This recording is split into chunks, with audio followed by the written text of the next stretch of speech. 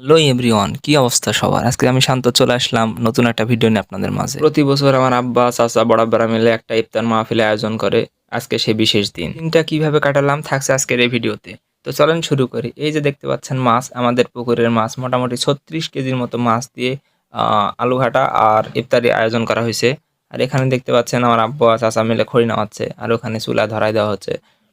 তো সকাল সকাল কাজে ব্যস্ত, তার ফাঁকে একটু ভিডিও করা। আর এখানে আমার আম্মা, চাচি, বড়াম্মারা সবাই মিলে একটু কাটাকাটি করছে, পেঁয়াজ, মরিচ যা লাগে আর কি। তো আমি আর আমার ছোট ভাই চলে গেলাম আর একটা কাজে। কাজটা হচ্ছে মূলত তালের একটা বাগড়া কাটার কাজ। এটা গ্রামীণ ভাষায় তালের ঢেঙ্গা বা বাগড়া যাই হোক এটা বলে আর কি। বিশেষ করে কথায় কথায় বলাই হলো না, আমরা তো করবো আলু ঘাটা ভাত। সো আলু পালিশের জন্য এটা খুবই উপকারী আলু, সুতরাং হাত দিয়ে এইভাবে পালিশ করা সম্ভব না। দেখতেই পাচ্ছেন এই যে এই কাজের জন্য মূলত তালের ইয়াগুলা কাটা।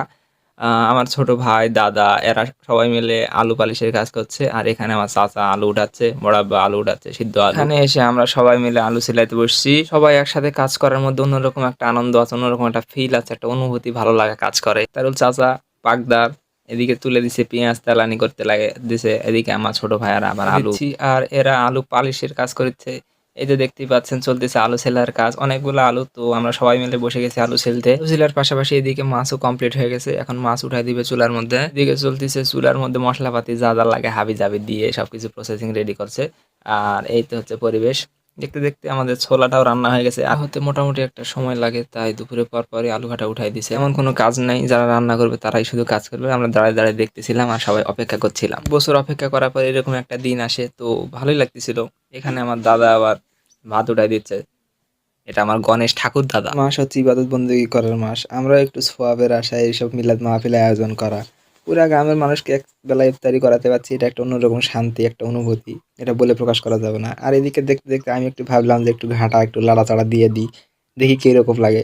দিলাম একটু লাড়া, হালকা চিনি ছাড়া কি সুন্দর করে একটু লাড়াচাড়া দিয়ে দিলাম, দেখছি ভালোই লাগিচ্ছে। তারপর খেয়াল করে দেখলাম যে না, আমার দ্বারা আর সম্ভব হচ্ছে না। যেই রোদ আর যেই গরম, আমি তো আর পারতেছি না, চলে আসলাম একে রোজা থাকা শরীর।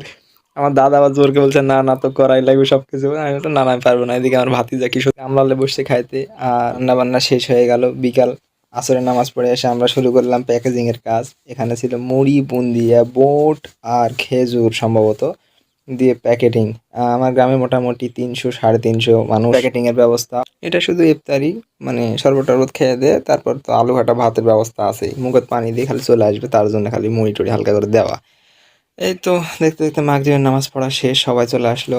মোটামুটি গ্রামের সবাই। এখানে পুরুষ মানুষ বসছে আমাদের এই খলানে।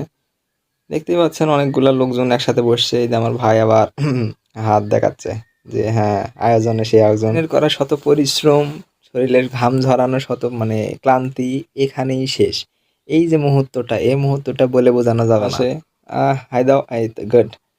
যাই হোক, এবার সব মিলাই ঠিক আছে, খাওয়া দাওয়া চলতেছে। আল্লাহর দোয়ায় সবকিছু মিলে একদম পারফেক্টলি খাওয়া দাওয়া করানো মানে শেষ করতে পারছি আমরা। আমাদের